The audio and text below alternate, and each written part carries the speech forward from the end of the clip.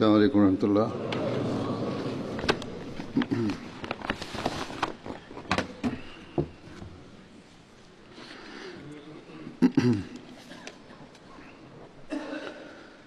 أشهد أن لا إله إلا الله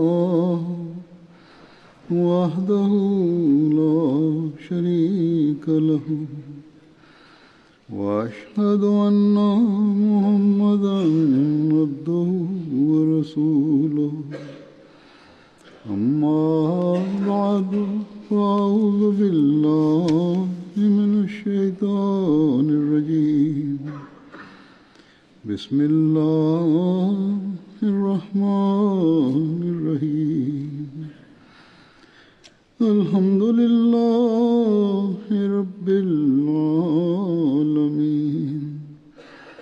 الرحمن الرحيم مالك يوم الدين إياك نعبد وإياك نستعين اهدنا الصراط المستقيم صراط الذين أنعمت عليهم غير المغضوب عليهم ولا الضالين.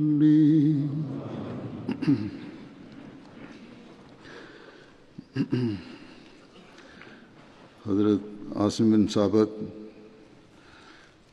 حضرت صلی اللہ علیہ وسلم کے ایک صحابی تھے.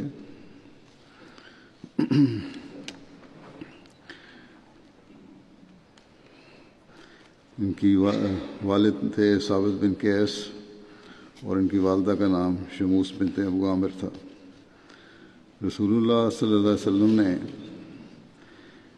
ان کے اور حضرت عبداللہ بن جہش کے درمیان مواخات قائم فرمائی تھی. غزوہ احد کے موقع پر جب کفار کا اچانک شدید حملے کی وجہ سے مسلمانوں میں بھگدڑ مچی تو حضرت عاصم حضرت صلی اللہ علیہ وسلم کے ساتھ ثابت قدم رہے. انہوں نے آپ صلی اللہ علیہ وسلم سے موت پر بیعت کی تھی. حضرت صلی اللہ علیہ وسلم کے نامزد تیر اندازوں میں شامل تھے. ان کا تعلق قبیلہ اوس سے تھا. جنگ بدر میں بھی شریک تھے. حضرت صلی اللہ علیہ وسلم نے بدر والے دن صحابہ سے پوچھا کہ جب تم دشمن کے ساتھ مقابل آؤ گے تو ان سے کیسے لڑو گے؟ حضرت عاصم نے عرض کیا یا رسول اللہ، جب کوئی قوم اتنے قریب آ جائے گی کہ ان تک تیر پہنچ سکے تو ان پر تیر برسائے جائیں گے. پھر جب وہ ہمارے اور قریب آ جائیں کہ ان تک پتھر پہنچ سکیں تو ان پر پتھر پھینکتے جائیں گے. پھر آپ نے 3 پتھر ایک ہاتھ میں اٹھائے اور دوسرے میں، ایک ہاتھ میں اٹھائے اور 2 دوسرے میں، اور پھر کہا کہ جب وہ ہمارے اتنے قریب آ جائیں کہ ہمارے نیزے ان تک پہنچ سکیں تو ان کے ساتھ نیزہ بازی کی جائے گی. پھر جب نیزے بھی ٹوٹ جائیں گے تو انہیں تلواروں کے ذریعے قتل کیا جائے گا. اس پر رسول اللہ صلی اللہ علیہ وسلم نے فرمایا کہ اسی طرح جنگ لڑی جاتی ہے. اور پھر آپ نے فرمایا کہ جو کوئی قتال کرے، جنگ کرے تو عاصم کے بتائے ہوئے طریقے کے مطابق جنگ کرے. اس زمانے میں تو تیر اور نیزے اور تلواریں تھیں جن سے جنگ کی جاتی تھی، اور یہی طریق تھا جنگ کا. بلکہ پتھر بھی استعمال کیے جاتے تھے. آج کل کی طرح نہیں ہے کہ معصوم شہریوں پر بمباری کر کے معصوم اور بچوں کو بھی مار دیا جائے. ایک غیر مسلم نے کتاب لکھی حضرت صلی اللہ علیہ وسلم کی جنگوں کا ذکر کرتے ہوئے وہ لکھتے ہیں کہ تم محمد صلی اللہ علیہ وسلم پر الزام لگاتے ہو کہ انہوں نے جنگیں کی، مگر ان کی جنگوں میں تو چند 100 یا 1000 لوگ مرے ہوں گے، اور تم جو اپنے آپ کو ترقی یافتہ اور انسانیت کے ہمدرد سمجھتے ہو، تم نے صرف ایک جنگ میں، اس نے جنگ عظیم دوم کا حوالہ دیا، کہ 7 کروڑ سے زیادہ لوگوں کو مار دیا، جن میں اکثریت عام شہریوں کی تھی۔ تو لیکن آج بدقسمتی سے مسلمان بھی ان لوگوں سے ہی مدد لے رہے ہیں اور بلا امتیاز مسلمانوں کے قتل کر رہے ہیں، بجائے اس کے کہ وہ طریق کہ جب دشمن حملہ کرے، دشمن قریب آئے، اس سے مختلف طریقے ہیں جنگ کرنے کے، یہ خود حملہ کر رہے ہیں اور معصوموں کو مار رہے ہیں۔ ایک روایت میں آتا ہے کہ حضرت علی رضی اللہ تعالیٰ عنہ احد والے دن اپنی تلوار کے ساتھ واپس آئے، جو کثرت قتال کی وجہ سے مڑ چکی تھی۔ حضرت علی نے حضرت فاطمہ سے کہا کہ اس قابل ستائش تلوار کو رکھو، یہ میدان جنگ میں خوب کام آئی ہے۔ اس پر رسول اللہ صلی اللہ علیہ وسلم نے فرمایا، آپ نے یہ بات سنی ان کی، فرمایا کہ اگر تم نے آج کمال کی تلوار زنی کی ہے تو سہل بن حنیف اور ابو دجانہ اور عاصم بن ثابت اور حارث بن سمہ نے بھی تلوار زنی میں کمال دکھایا ہے۔ ایک روایت میں آتا ہے کہ حضرت صلی اللہ علیہ وسلم نے بدر کے قیدیوں میں سے ابو عزا عمر بن عبداللہ، جو کہ ایک شاعر تھے، پر احسان کرتے ہوئے اسے آزاد کر دیا، کیونکہ اس نے کہا تھا کہ اے محمد صلی اللہ علیہ وسلم، میری 5 بیٹیاں ہیں اور میرے علاوہ ان کا کوئی نہیں ہے، بس آپ مجھے ان کی وجہ سے بطور صدقہ آزاد کر دیں۔ تو رسول اللہ صلی اللہ علیہ وسلم نے اسے آزاد کر دیا۔ اس پر ابو عزا نے کہا کہ میں آپ سے پختہ عہد کرتا ہوں کہ میں آئندہ نہ تو آپ سے جنگ کروں گا اور نہ ہی کسی کی جنگ کے لیے معاونت کروں گا۔ اس بات پر آپ نے اسے واپس بھجوا دیا اور بغیر کسی معاوضے کے چھوڑ دیا۔ جب قریش احد کی طرف نکلنے لگے تو صفوان بن امیہ آیا اور اس نے کہا اسے کہ تم بھی ہمارے ساتھ نکلو۔ اس نے کہا کہ میں نے تو محمد صلی اللہ علیہ وسلم سے پختہ عہد کیا ہے کہ میں کبھی بھی آپ سے جنگ نہیں کروں گا اور نہ ہی جنگ کے لیے معاونت کروں گا۔ انہوں نے صرف مجھ پر یہ احسان کیا ہے اور میرے علاوہ کسی پر یہ احسان نہیں کیا۔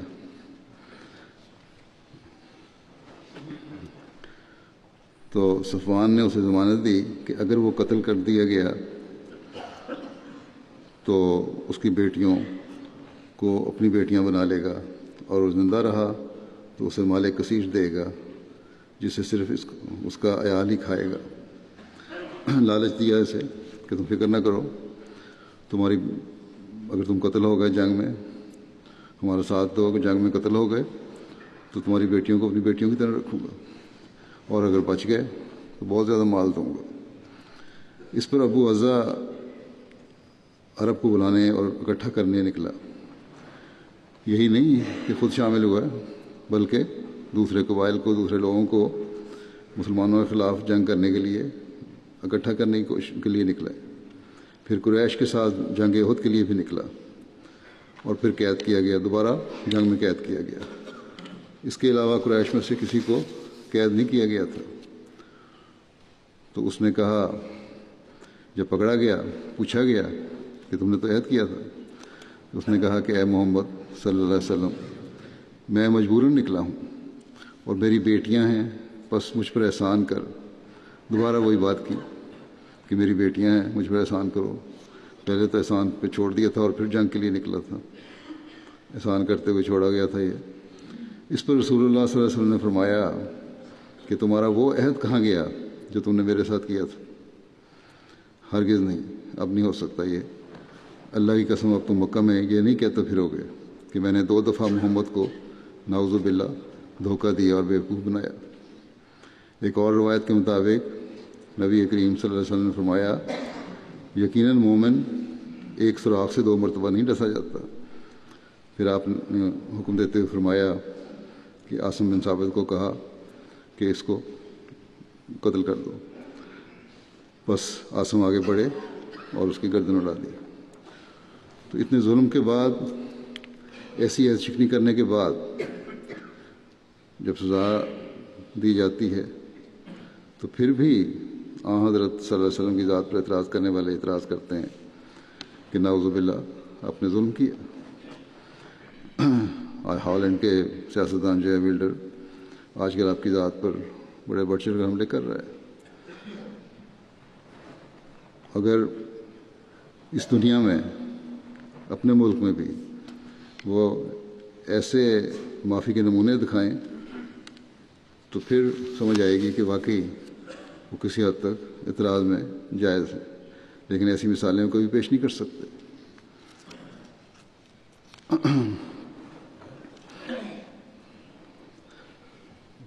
واقعہ رجی اور حضرت عاصم کا ذکر حضرت مرزا بشیر احمد صاحب نے سیرت خاتم النبیین میں بھی کیا ہے.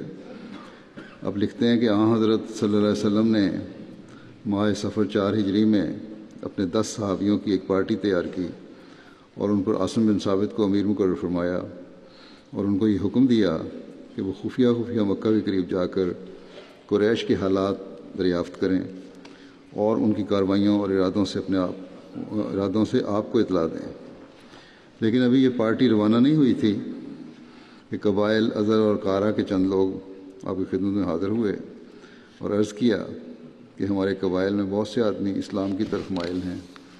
آپ صلی اللہ علیہ وسلم چند آدمی ہمارے ساتھ روانہ فرمائیں جو ہمیں مسلمان بنائیں اور اسلام کی تعلیم دیں. حضرت صلی اللہ علیہ وسلم نے ان کی یہ خواہش معلوم کر کے آپ بڑے خوش ہوئے ان کی یہ خواہش معلوم کر کے، اور وہی پارٹی جو خبر رسانی کے لیے تیار کی گئی تھی ان کے ساتھ روانہ فرما دی.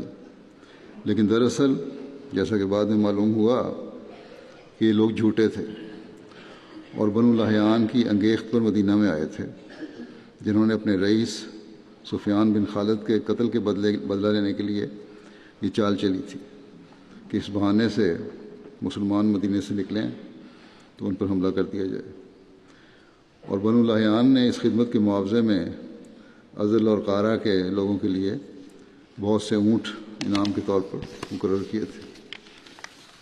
جب ازل اور قارہ کے یہ غدار لوگ عثفان اور مکہ کے درمیان پہنچے تو انہوں نے بنو لحیان کو خفیہ اطلاع بھجوا دی کہ مسلمان ہمارے ساتھ آ رہے ہیں، تم آ جاؤ ان کو قتل کرنے کے لیے.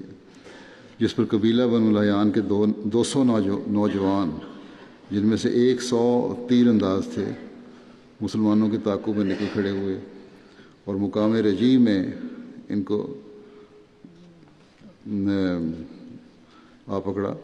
10 آدمی جو تھے مسلمان 200 سپاہیوں کا کیا مقابلہ کر سکتے تھے، لیکن مسلمانوں کو ہتھیار ڈالنے کی تعلیم نہیں دی گئی تھی. فوراً یہ صحابی ایک قریب کے ٹیلے پر چڑھ کر مقابلے کے واسطے تیار ہو گئے. کفار نے، جن کے نزدیک دھوکہ دینا کوئی معیوب فعل نہیں تھا، ان کو آواز دی کہ تم پہاڑی پر سے نیچے اتر آؤ، ہم تم سے پختہ عہد کرتے ہیں کہ تمہیں قتل نہیں کریں گے.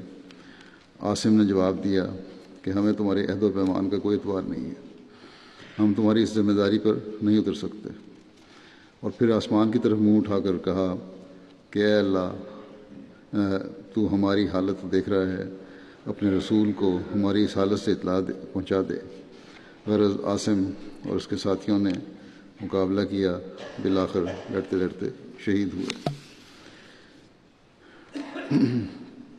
اب مزید یہ لکھتے ہیں کہ اسی واقعہ رجی کے ضمن میں یہ روایت بھی آتی ہے کہ جب قریش مکہ کو یہ اطلاع ملی کہ جو لوگ بنو لحیان کے ہاتھ سے رجی میں شہید ہوئے تھے ان میں عاصم بن ثابت بھی تھے، تو چونکہ عاصم نے بدر کے موقع پر قریش کے ایک بڑے رئیس کو قتل کیا تھا، اس لیے انہوں نے رجی کی طرف خاص آدمی روانہ کیے اور آدمیوں کو تاکید کی کہ عاصم کا سر یا جسم کا کوئی عضو کاٹ کر اپنے ساتھ لائیں تاکہ انہیں تسلی ہو اور ان کا جذبہ انتقام تسکین پائے.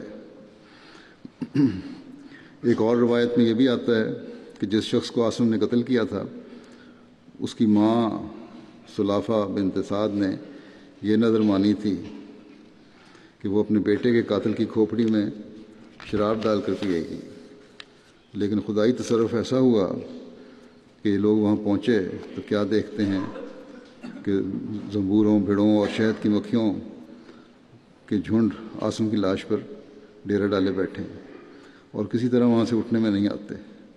ان لوگوں نے بڑی کوشش کی کہ یہ زنبور اور مکھیاں وہاں سے اڑ جائیں، مگر کوئی کوشش کامیاب نہ ہوئی۔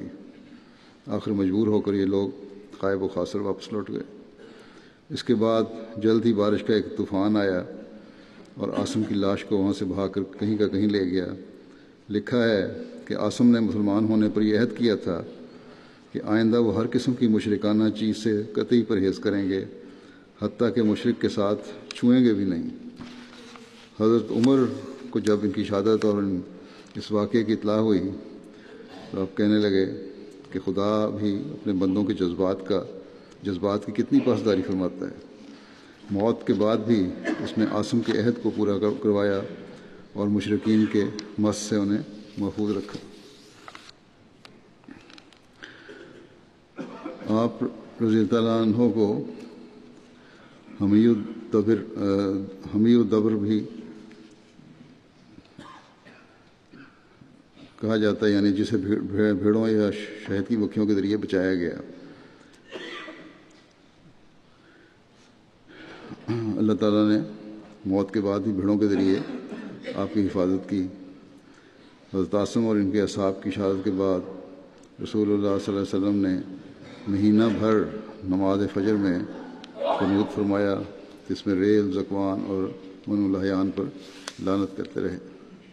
ایک اور روایت میں آتا ہے کہ حضرت عاصم دشمن کے مقابلے میں تیر برساتے جاتے اور ساتھ یہ شعر پڑھتے جاتے تھے کہ الموت حق والحیات باطل وکل ما قد الالہ نازل بالمر والمرء الیہ عائل، یعنی موت برحق ہے اور زندگی بیکار ہے، اور خدا کسی انسان کے بارے میں جو فیصلہ کرے وہی نازل ہونے والا ہے، اور اس انسان کو بھی اس فیصلے کو قبول کرنا ہوگا۔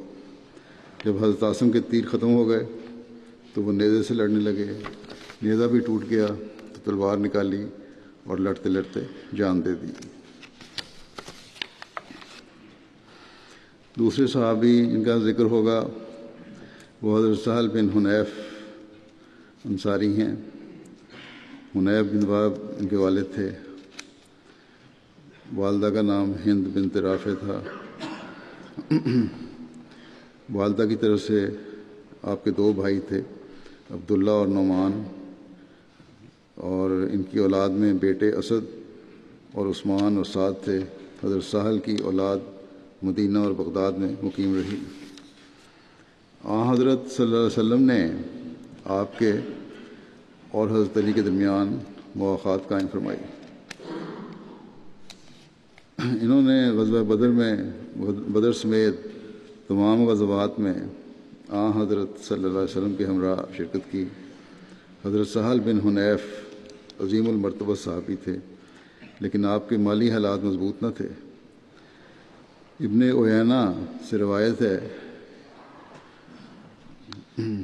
جو کہ آپ یعنی حضرت سہل بیان کرتے ہیں کہ میں نے زہری کو کہتے ہوئے سنا کہ رسول اللہ صلی اللہ علیہ وسلم نے بنو نذیر کے اموال میں سے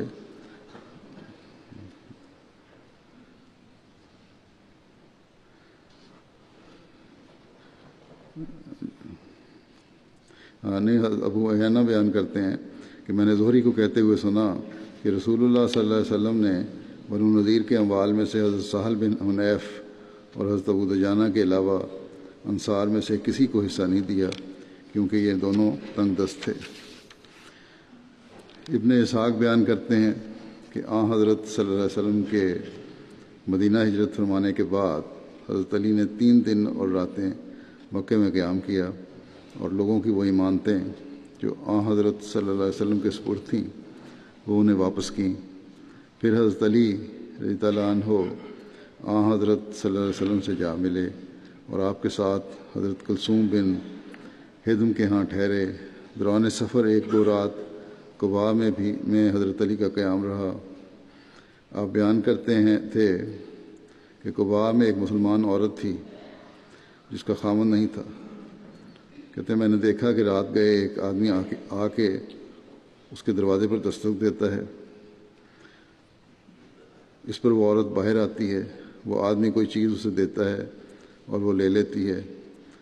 آپ رضی اللہ عنہ کہتے ہیں کہ مجھے اس معاملہ پر شک ہوا۔ میں نے اس عورت سے کہا کہ اے اللہ کی بندی، یہ آدمی کون ہے جو ہر رات تمہارے دروازے پر دستک دیتا ہے اور جب تم باہر آتی ہو تو تمہیں کوئی چیز پکڑا جاتا ہے جس کا مجھے پتہ نہیں کہ وہ کیا چیز ہوتی ہے، اور تم ایک مسلمان عورت ہو، تمہارا شوہر بھی نہیں ہے، اس لیے یہ اس طرح رات کو نکلنا اور کسی غیر مرد سے اس طرح بات کرنا یا چیز لینا ٹھیک نہیں ہے۔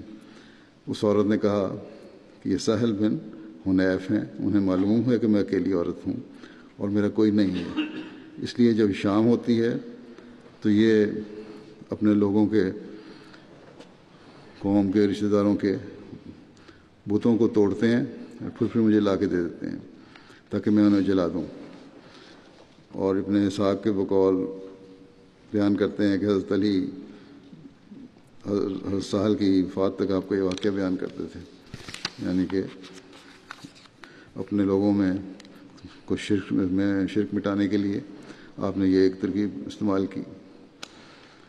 حضرت سہل بن حنیف ان عظیم المرتبت صحابہ میں سے تھے جنہوں نے احد کے روز ثابت قدمی دکھائی۔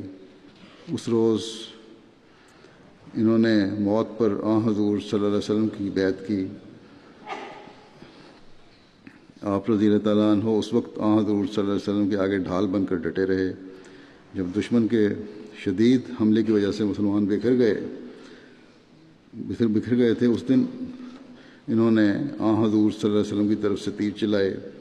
رسول اللہ صلی اللہ علیہ وسلم نے فرمایا نبلوا سہلا فإنہ سہل، کہ سہل کو تیر پکڑاؤ کیونکہ تیر چلانا اس کے لیے آسان امر ہے۔ یہ بیان کیا جاتا ہے کہ غزول ایک ماہر نیزہ باز یہودی تھا۔ اس کا پھینکا ہوا نیزہ وہاں تک پہنچ جاتا تھا جہاں دوسروں کے نیزے نہیں پہنچ سکتے تھے۔ بنو نذیر کے محاصرہ کے ایام میں حضرت صلی اللہ علیہ وسلم کے لیے ایک خیمہ تیار کیا گیا۔ غزول نے نیزہ پھینکا جو کہ اس خیمے تک پہنچ گیا۔ اس پر رسول اللہ صلی اللہ علیہ وسلم نے صحابہ کو حکم دیا کہ اس کو وہاں سے یعنی خیمے کو وہاں سے ہٹا دیں، چنانچہ اس کی جگہ تبدیل کر دی گئی۔ پھر اس کے بعد حضرت علی اس شخص کی گھات میں گئے۔ غزول ایک گروہ کے ساتھ لیے مسلمانوں کے کسی بڑے سردار کو قتل کرنے کے ارادے سے نکل رہا تھا۔ اس وقت یہی نیزہ باز حضرت علی نے موقع پا کر اسے قتل کر دیا اور اس کا سر حضرت صلی اللہ علیہ وسلم کی خدمت پیش کیا۔ اس کے ساتھ جو لوگ تھے وہ بھاگ گئے۔ ان لوگوں کی سرکوبی کے لیے حضرت صلی اللہ علیہ وسلم نے حضرت علی کی ہی قیادت میں 10 افراد پر مشتمل ایک دستہ روانہ فرمایا جنہوں نے ان لوگوں کا تعاقب کر کے ان کو قتل کر دیا، اس لیے کہ وہ جنگ کے لیے اور چھپ کر حملہ کر کے قتل کرنے کے لیے نکلے تھے۔ اس دستے میں جو حضرت علی کے ساتھ گیا تھا حضرت ابو دجانہ اور حضرت سہل بن حنیف بھی شامل تھے۔ کوئی دن نہیں تھا جو آرام و سکون سے اس زمانے میں مسلمانوں کو گزرتا ہو۔ ہر وقت دشمن حملے کی طاق میں تھا، اور اگر یہ قتل کیا گیا تو ایسے دشمن کے ساتھ پھر یہی سلوک ہونا چاہیے تھا۔ رسول اللہ صلی اللہ علیہ وسلم نے فتح خیبر کے بعد وادی القرا کی طرف رخ فرمایا۔ جب حضرت صلی اللہ علیہ وسلم کا لشکر وادی القرا میں اترا تو یہود پہلے سے جنگ کے لیے تیار تھے، چنانچہ انہوں نے تیروں کے ساتھ استقبال کیا، مسلمانوں پر تیر پھینکنے شروع کر دیے۔ حضرت صلی اللہ علیہ وسلم کا غلام جس کا نام مدم تھا، آپ صلی اللہ علیہ وسلم کی سواری سے کجاوا وغیرہ اتار رہا تھا کہ ایک اندھا تیر آ کر اسے لگا، جس سے وہ جاں بحق ہو گیا۔ حضرت صلی اللہ علیہ وسلم نے فوراً صف بندی کا حکم دیا. لوا حضرت سعد بن عبادہ کا عنایت فرمایا اور جھنڈوں میں سے ایک حضرت حباب بن منذر اور دوسرا حضرت سہل بن حنیف رضی تعالیٰ عنہ کو اور تیسرا حضرت عباد بن بشر کو سونپا. اس لڑائی کے نتیجے میں یہ سارا علاقہ مسلمانوں کے زیر نگیاں آ گیا. یہاں فتح عطا فرمائی اللہ تعالیٰ نے اور یہاں سے اللہ تعالیٰ نے کثیر مال عطا فرمایا. حضرت صلی اللہ علیہ وسلم نے یہاں 4 دن قیام فرمایا. صحابہ میں غنائم تقسیم فرمائے. یہاں کی زمین اور باغات یہود کے پاس رہنے دیے. باوجود فتح کرنے کے زمین اور باغات جو تھے ان لوگوں کے پاس ہی رہنے دیے، مگر اپنی طرف سے ان پر ایک عامل مقرر فرما دیا. جو یہ ہے دشمن سے اس نے سلوک کی بھی اعلیٰ مثال کہ ملکیت ان کے پاس ہی رہی اور کچھ ٹیکس یا حصہ وصول کیا جاتا تھا ان سے. اس زمانے کے رواج کے مطابق اگر ایسے دشمن کے مال اور جائیداد پر قبضہ بھی کر لیا جاتا تو حرج نہیں تھا، لیکن آپ صلی اللہ علیہ وسلم نے احسان کیا ان پر. حضرت مرزا بشیر احمد صاحب تحریر فرماتے ہیں کہ جب شام کا ملک فتح ہوا، اپنی کتاب میں سیرت خاتم النبیین میں، جب شام کا ملک فتح ہوا اور وہاں کی عیسائی آبادی اسلامی حکومت کے ماتحت آ گئی، تو ایک دن جب کہ حضرت صلی اللہ علیہ وسلم کے صحابی سہل بن حنیف اور قیس بن سعد قادسیہ کے کسی شہر میں کسی جگہ بیٹھے ہوئے تھے، ان کے پاس سے ایک عیسائی کا جنازہ گزرا. یہ دونوں اصحاب اسے دیکھ کر تعظیماً کھڑے ہوئے. ایک مسلمان نے جو حضرت صلی اللہ علیہ وسلم کا صحبت یافتہ نہیں تھا اور ان اخلاق سے ناآشنا تھا جو اسلام سکھاتا ہے، یہ دیکھ کر بہت تعجب کیا اور حیران ہو کر سہل اور قیس سے کہا کہ یہ تو ایک ذمی عیسائی کا جنازہ ہے. انہوں نے جواب دیا کہ ہاں ہم جانتے ہیں، مگر حضرت صلی اللہ علیہ وسلم کا یہی طریق تھا کہ آپ غیر مسلموں کے جنازے کو دیکھ کر بھی کھڑے ہو جاتے تھے اور فرمایا کرتے تھے کہ کیا ان میں خدا کی پیدا کی ہوئی جان نہیں ہے. بس یہ ہے ایک طریق انسانیت کے احترام اور مذہب کے درمیان نفرتیں ختم کرنے کا، جس کی بنیاد حضرت صلی اللہ علیہ وسلم نے رکھی اور وہی اسوہ حسنہ پھر صحابہ نے اپنایا. ابو وائل سے روایت ہے کہ ہم صفین میں تھے کہ حضرت سہل بن حنیف کھڑے ہوئے اور کہنے لگے کہ اے لوگو، اپنے آپ کو ہی غلطی پر سمجھو، کیونکہ ہم حدیبیہ کے واقعہ میں رسول اللہ صلی اللہ علیہ وسلم کے ساتھ تھے. اگر ہم مقابلہ کی صورت دیکھتے تو ضرور مقابلہ کرتے. اتنے میں حضرت عمر بن خطاب آئے اور انہوں نے کہا، یعنی حدیبیہ کے واقعہ کا ذکر ہو رہا ہے، انہوں نے کہا کہ یا رسول اللہ، کیا ہم حق پاک پر نہیں ہیں اور وہ کافر باطل پر؟ آپ نے فرمایا کیوں نہیں؟ تو انہوں نے کہا کیا ہمارے مقتول جنت میں نہیں اور ان کے مقتول آگ میں نہیں؟ آپ نے فرمایا کیوں نہیں؟ تو حضرت عمر نے کہا کہ ہم اپنے دین سے متعلق ایسی ذلت کیوں برداشت کریں جو صلح کر رہے ہیں حدیبیہ کے دن؟ کیا ہم یہاں سے یوں ہی لوٹ جائیں یہاں تک کہ اللہ ہمارے اور ان کے درمیان فیصلہ نہ کر دے؟ تو آپ صلی اللہ علیہ وسلم نے فرمایا، خطاب کے بیٹے، میں اللہ کا رسول ہوں اور اللہ مجھے ہرگز کبھی ضائع نہیں کرے گا. پھر حضرت عمر رضی اللہ عنہ حضرت ابوبکر رضی اللہ عنہ کے پاس گئے اور ان سے وہی کچھ کہا جو نبی کریم صلی اللہ علیہ وسلم سے عرض کیا تھا. حضرت ابوبکر نے کہا کہ وہ اللہ کے رسول ہیں اور اللہ ان کو کبھی ضائع نہیں کرے گا. پھر آگے لکھتے ہیں، بخاری کی میں لکھا ہے، حدیث ہے کہ پھر سورہ فتح نازل ہوئی اور رسول اللہ صلی اللہ علیہ وسلم حضرت عمر کو آخر تک رسول اللہ صلی اللہ علیہ وسلم نے حضرت عمر کو آخر تک پڑھ کر سنائی. حضرت عمر نے کہا کہ یا رسول اللہ، کیا یہ فتح ہے؟ آپ نے فرمایا ہاں. اس حدیث کی شرح میں حضرت سید ولی اللہ شاہ صاحب لکھتے ہیں کہ صفین عراق اور شام کے درمیان ایک جگہ کا نام ہے جہاں حضرت علی اور حضرت معاویہ کا مقابلہ ہوا، اور جب حضرت معاویہ کی فوج کے لوگوں کو یہ محسوس ہوا کہ ان کو شکست ہونے لگی ہے تو انہوں نے قرآن مجید کو اونچا کیا اور کہا کہ قرآن مجید کو حکم بنا کر فیصلہ کیا جائے. چنانچہ اس پر جنگ بند ہو گئی. حضرت علی کی طرف سے جنگ بندی کا اعلان ہو گیا.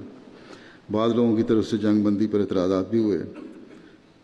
حضرت سہل حضرت علی کی طرف سے شریک تھے۔ حضرت سہل بن حنیف نے ان سے کہا کہ اتہموا انفسکم، کہ اپنی رائے ہی گناہ درست سمجھو، کیونکہ اس سے قبل صلح حدیبیہ کے موقع پر حضرت عمر کو بھی غلط فہمی پیدا ہوئی تھی، لیکن آخر واقعات نے بتا دیا کہ نبی کریم صلی اللہ علیہ وسلم کی استقامت اور رفاع عہد کو برکت دی گئی اور آپ خطرے سے محفوظ ہو گئے۔ تو کہتے ہیں، پھر آپ نے کہا کہ لوگ جس بات کو کمزوری اور ذلت پر محمول کر رہے تھے، اللہ تعالیٰ نے اسی بات کو قوت و عزت کا باعث بنا دیا، اور نبی کریم صلی اللہ علیہ وسلم نے ہر چھوٹی بڑی بات میں معاہدہ کی نگہداشت ملحوظ رکھی ہے۔ گو یہاں تو یہ دھوکہ ہوا اور وہ نتائج نہیں نکلے، لیکن مومن کو ہمیشہ اس نظر رکھنا چاہیے، اور جو معاہدے اللہ تعالیٰ کے نام پر کیے جانے کی کوشش کی جائے اسے کر لینا چاہیے ساری چیزیں دیکھ کر، یہی مومنانہ شان ہے۔ لیکن بہرحال دوبارہ دھوکہ نہیں کھانا چاہیے۔ وہاں تو اللہ تعالیٰ نے علیہ وسلم کو بتا بھی دیا تھا، اسی کو بیان کرتے ہوئے حضرت سہل نے یہ کہا کہ اگر معاہدہ ہو رہا ہے، جنگ بندی ہو رہی ہے، تو ہمیں بھی صلح حدیبیہ والے واقعہ کو سامنے رکھتے ہوئے صلح کر لینی چاہیے۔ حضرت سہل بن حنیف سے روایت ہے، آپ بیان کرتے ہیں کہ رسول اللہ صلی اللہ علیہ وسلم نے مجھ سے مخاطب ہو کر فرمایا کہ تم مکے کی طرف میرے پیغمبر ہو، بس تم جا کر انہیں میرا سلام پہنچانا اور ان سے کہنا کہ رسول اللہ صلی اللہ علیہ وسلم تمہیں 3 باتوں کا حکم دیتے ہیں۔ اپنے باپ دادا کی قسمیں نہ کھاؤ، باپ دادا کی قسمیں کھانا منع ہے، گناہ ہے۔ جب تم قضائے حاجت کے لیے بیٹھو تو اپنا منہ اور پیٹھ قبلہ رخ کر کے نہ بیٹھو، شمالاً جنوباً بیٹھنا چاہیے۔ اسی طرح تیسری نصیحت یہ فرمائی کہ ہڈی اور گوبر سے استنجا نہ کرو، اس میں بھی بڑی حکمت ہے۔ کئی قسم کے بیکٹیریا ہوتے ہیں اس میں جس سے انفیکشن کا خطرہ ہوتا ہے۔ آج کل تو ٹیشو اور پانی کا رواج ہے، لیکن اس زمانے میں جنگلوں میں پتھر اور ہڈیاں وغیرہ استعمال کی جاتی تھیں، اس سے آپ نے منع فرمایا۔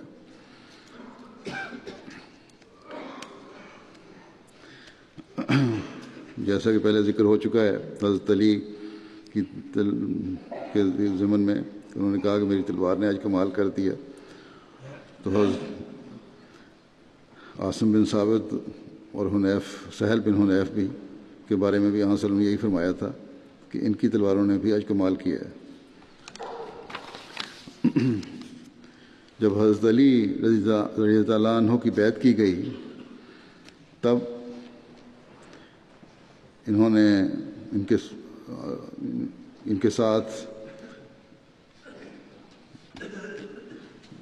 جب حضرت علی رضی اللہ عنہ کی بیعت کی گئی تب بھی سہل جو تھے وہ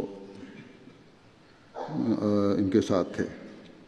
جب حضرت علی بصرہ کے لیے روانہ ہوئے تو حضرت سہل کو اپنا قائم مقام مقرر فرمایا۔ آپ حضرت علی کے ساتھ جنگ صفین میں شامل ہوئے۔ حضرت علی نے آپ کو بلاد فارس کا والی مقرر فرمایا، لیکن وہاں کے لوگوں نے آپ کو نکال دیا۔ اس پر حضرت علی نے حضرت زیاد کو بھیجا، جن سے اہل فارس راضی ہوئے اور مصالحت کی اور خراج ادا کیا۔ نکال اس لیے نہیں دیا تھا کہ نعوذ باللہ آپ کوئی غلط کام کر رہے تھے، بلکہ مختلف طبائع ہوتی ہیں، انسان کی ہر ایک کی مختلف خصوصیات ہوتی ہیں۔ اس لحاظ سے حضرت زیاد اہل فارس کو بہتر رنگ میں قابو کر سکے اور پھر ان سے مصالحت بھی ہو گئی اور خراج وغیرہ بھی وصول کیا۔ حضرت سہل بن حنیف کی وفات جنگ صفین سے واپسی پر کوفہ میں 38 ہجری میں ہوئی۔ آپ کی نماز جنازہ حضرت علی نے پڑھائی۔ حضرت حنش بن معطر بیان کرتے ہیں کہ جب حضرت سہل بن حنیف کی وفات ہوئی تو حضرت علی رضی اللہ عنہ آپ کی نماز جنازہ پڑھانے کے لیے میدان میں تشریف لائے۔ حضرت علی نے نماز جنازہ میں 6 تکبیرات کہیں۔ یہ بات کچھ لوگوں کو ناگوار گزری۔ اس پر بتایا گیا، آپ نے لوگوں کو کہا کہ حضرت سہل بدری صحابی ہیں۔ جب ان کا جنازہ جبانہ کے مقام پر پہنچا تو حضرت قرظہ بن کعب اپنے چند ساتھیوں کے ہمراہ ہمیں ملے۔ انہوں نے حضرت علی کی خدمت میں عرض کیا کہ یا امیر المومنین، ہم حضرت سہل کی نماز جنازہ میں شامل نہیں ہو سکے تھے۔ اس پر حضرت علی نے انہیں آپ کی نماز جنازہ پڑھنے کی اجازت دی، بس انہوں نے حضرت رضا کی امامت میں حضرت سہل کی نماز جنازہ ادا کی۔ تیسرے صحابی جن کا ذکر ہوگا وہ ہیں حضرت جبار بن صخر بن امیہ کے بیٹے تھے۔ حضرت جبار 70 انصار کے ساتھ بیعت عقبہ ثانیہ میں شامل ہوئے۔ آپ صلی اللہ علیہ وسلم نے حضرت جبار اور حضرت مقداد بن عمر کے درمیان مواخات قائم کی۔ غزوہ بدر کے وقت ان کی عمر 32 سال تھی۔ رسول اللہ صلی اللہ علیہ وسلم انہیں خالص یعنی کھجوروں کی پیداوار کا اندازہ کرنے والا بنا کر خیبر وغیرہ بھیجا کرتے تھے۔ ان کی وفات حضرت عثمان کے دور خلافت میں 30 ہجری میں مدینہ میں ہوئی۔ وفات کے وقت آپ کی عمر 62 سال تھی۔ حضرت جبار غزوہ بدر، احد، خندق اور تمام غزوات میں رسول اللہ صلی اللہ علیہ وسلم کے ہم رکاب تھے۔ حضرت جبار بن صخر رضی اللہ عنہ سے روایت ہے کہ آپ بیان کرتے ہیں کہ حضرت صلی اللہ علیہ وسلم نے فرمایا کہ جب کہ آپ مکے کی طرف جا رہے تھے کہ کون ہم سے پہلے عصایہ مقام پر جائے گا اور ہمارے پہنچنے تک اس کے حوض کے سوراخوں کو مٹی سے رست کر کے اور اسے فراخ کر کے اس میں پانی بھر دے گا۔ ابو اویس ایک راوی کہتے ہیں کہ یہ وہ جگہ تھی جہاں رسول اللہ صلی اللہ علیہ وسلم نے ہمیں روانہ فرمایا۔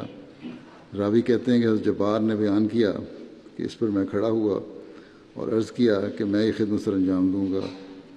آپ نے فرمایا جاؤ۔ پس عصایہ پہنچا، اس کے حوض کو مرمت کر کے اسے کھلا کیا، اسے بھر دیا۔ پھر مجھ پر نیند کا غلبہ ہوا اور میں سو گیا، اور مجھے نہیں جگایا مگر اس شخص نے جس کی اونٹنی اس سے چھوٹی جا رہی تھی، یعنی کہ بہت تیز وہاں پہنچی اور وہ اسے حوض پر جانے سے روک رہا تھا۔ اونٹنی پانی کی طرف جا رہی تھی۔ اس شخص نے مجھے کہا اے حوض والے، اپنے حوض پر پہنچو۔ تو میں کیا دیکھتا ہوں کہ وہ رسول اللہ صلی اللہ علیہ وسلم ہیں۔ میں نے عرض کیا جی۔ یہ بیان کرتے ہیں کہ پھر حضور نے اپنی سواری کو گھاٹ پر اتارا، پھر آپ مڑے اور سواری کو بٹھایا۔ پھر آپ نے فرمایا برتن لے کر میرے ساتھ آؤ۔ میں برتن لے کر آپ کے پیچھے پیچھے گیا۔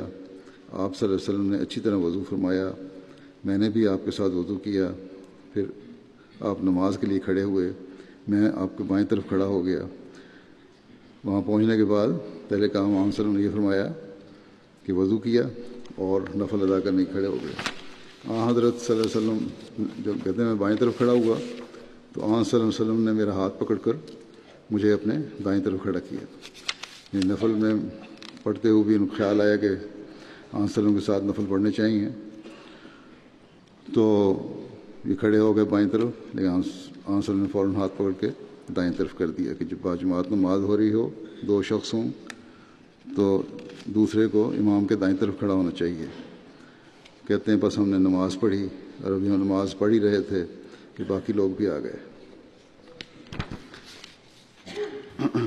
غزوہ بدر کے روز حضرت صلی اللہ علیہ وسلم نے دعا فرمائی کہ اللہم اکفنی نوفل خویلد، کہ اے اللہ نوفل بن خویلد کے قریش مکہ کے مشرکین کا ایک سردار تھا کہ مقابل میرے لیے کافی ہو جا۔ حضرت جبار بن صخر نے اسے قیدی بنایا ہوا تھا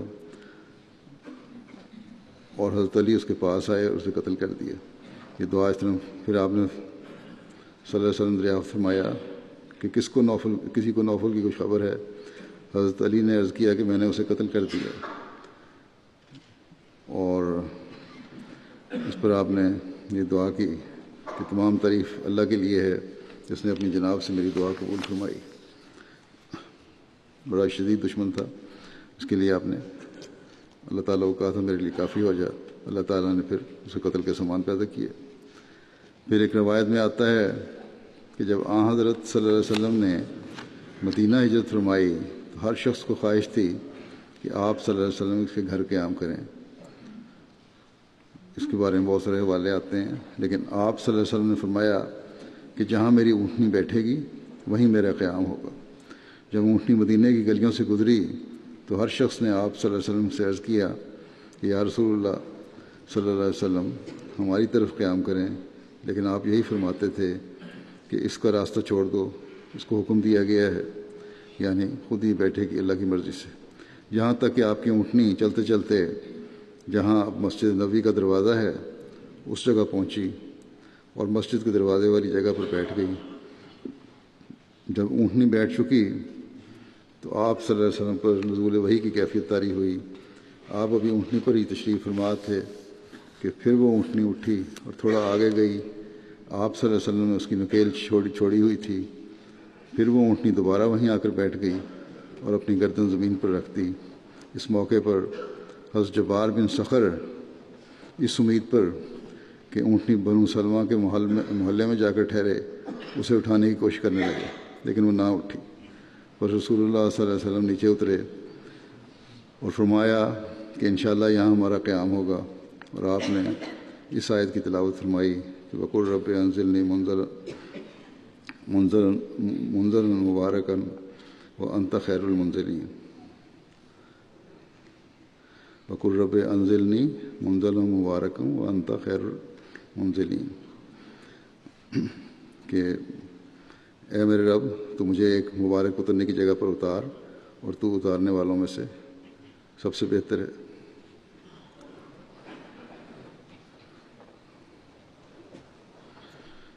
پھر رسول اللہ صلی اللہ علیہ وسلم نے فرمایا کہ کون سب سے قریب ہے؟ حضرت ایوب انصاری نے عرض کیا کہ میں یا رسول اللہ یہ میرا گھر ہے، یہ میرا دروازہ ہے، اور ہم نے آپ کا کجاوا اندر رکھ دیا ہے۔ آپ نے فرمایا کہ چلو اور ہمارے آرام کرنے کی جگہ تیار کرو۔ بس وہ گئے اور آپ کے آرام کرنے کی جگہ تیار کی۔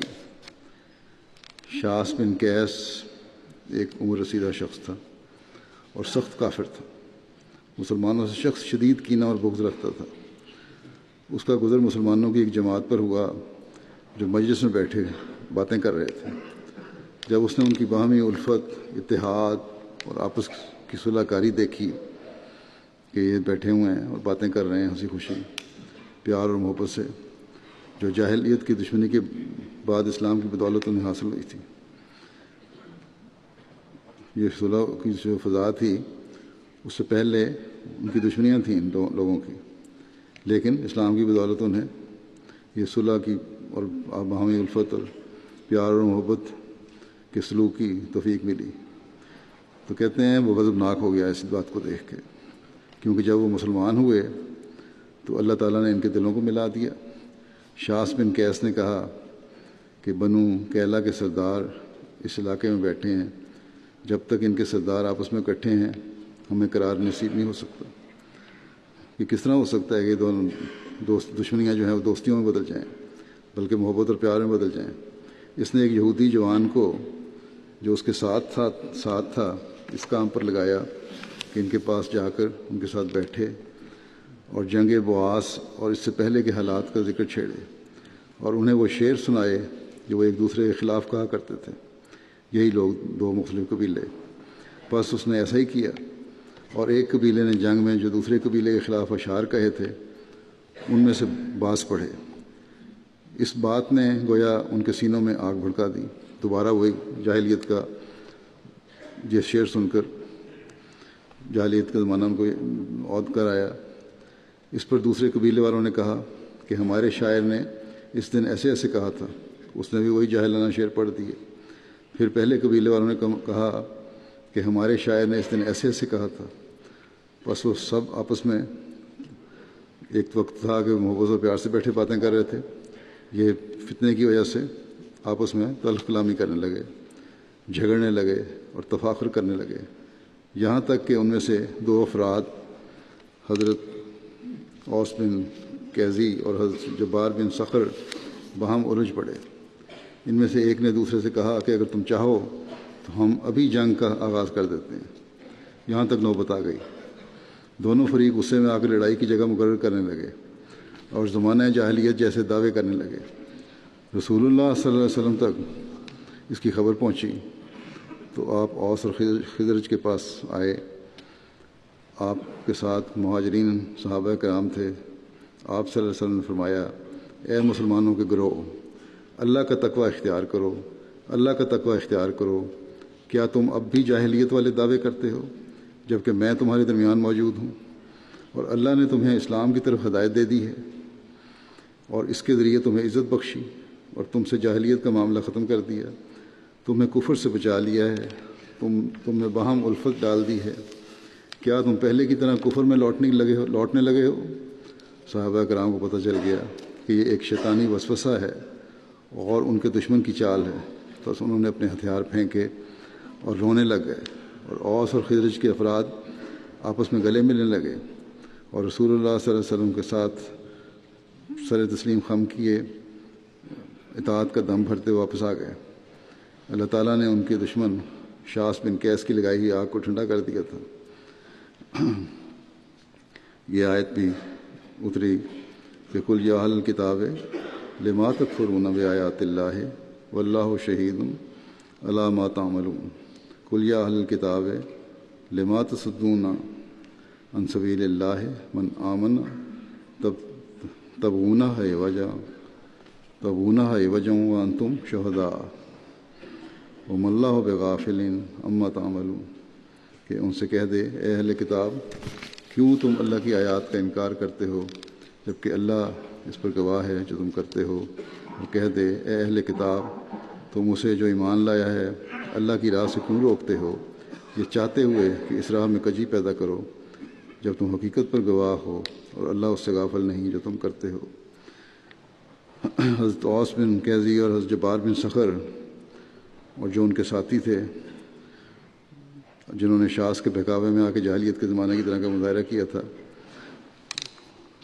ایسے لوگوں کے بارے میں بھی ان کے یہی آیت پھر یعنی کہ یہی حکم نازل ہوا کہ یا ایھا الذین آمنوا ان تطیعوا فریقا من الذین اوتوا الکتاب یردوکم بعد ایمانکم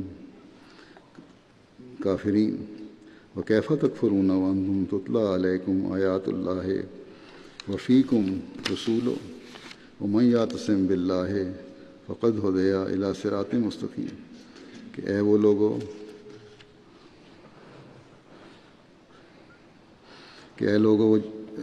جو ایمان لائے ہو، اگر تم نے ان لوگوں میں سے جنہیں کتاب دی گئی کسی گروہ کی اطاعت کی تو وہ تمہیں تمہارے ایمان لانے کے بعد ایک دفعہ پھر کافر بنا دیں گے. اور تم کیسے انکار کر سکتے ہو جب کہ تم پر اللہ کی آیات پڑھی جاتی ہیں اور تم میں اس کا رسول موجود ہے. اور جو مضبوطی سے اللہ کو پکڑ لے تو یقیناً وہ صراط مستقیم کی طرف ہدایت دیا گیا. تو بہرحال یہ حالت تھی ان صحابہ کی. ایک وقت میں شیطان کے دھوکے میں تو آ گئے، لیکن جب احساس دلایا گیا، جب وہاں سے سر نے ان کو بتایا کہ کیوں جہالت میں واپس جا رہے ہو، تو فوراً ندامت پیدا ہوئی اور صلح کی طرف قدم بڑھایا، بلکہ محبت اور بھائی چارے کا اظہار کیا. تو یہ تھے وہ نمونے ان کے. اب جو لوگ ذرا سی بات پر جھوٹی غیرتوں اور اناؤں میں مبتلا ہو جاتے ہیں، ان کے لیے بھی ایک عظیم اسوہ ہے. اگر وہ ایک دوسرے کے خون کے پیاسے جنگیں کرنے والے بھائی بن گئے، تو اب ایک کلمہ پڑھنے والے بلکہ ایک جماعت میں پیدا ہونے والے لوگ کیوں اپنی اناؤں کو ختم نہیں کر سکتے؟ بہت سارے معاملات ایسے آتے ہیں جھوٹی اناؤں کی وجہ سے، رنجشیں چلتی ہیں، مہینوں سالوں چلتی ہیں. بعض نوجوان لکھتے ہیں کہ ہمارے خاندانوں کی رنجشوں کی وجہ سے اب نئی نسل جو ہے ایک دوسرے سے رشتے قائم کرنا چاہتی ہے، تو اپنے بزرگوں کی وجہ سے، اپنے بڑوں کی وجہ سے، بزرگ تو نہیں کہنا چاہیے، بڑوں کی وجہ سے وہ رشتے قائم نہیں ہوتے.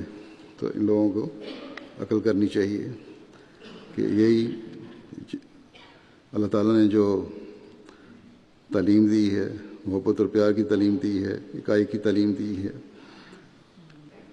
اور ایک قوم بنایا ہے، ہمیں ایک قوم بن کے رہنا چاہیے اور جھوٹی اناؤں میں دوبارہ ڈوبنا نہیں چاہیے. اللہ تعالیٰ سب کو عقل دے. ایک روایت یہ بھی ہے کہ جب حضرت عمر نے یہود کو خیبر سے نکالا तो ख़ुद अंसार और महाजरीन को साथ लेकर, जिनमें हज़रत जब्बार बिन सखर और हज़रत यजीद बिन साबित भी थे, खैबर के लिए रवाना हुए। ये दोनों हजरात खैबर की पैदावार का तखमीना लगाने जाया करते थे और इन दोनों आदमियों ने इसी तकसीम के मुताबिक जो पहले से थी हर एक का हिस्सा अलहदा कर दिया। वादी कुरा की तकसीम में हज़रत उमर ने जहाँ दीगर असहाब को हिस्सा दिया, वहाँ एक हिस्सा हज़रत जब्बार बिन सखर को भी दिया गया। तो ये थे सहाबा के बाज़ हालात। अल्लाह ताला इनके दर्जात बुलंद फरमाता चला जाए।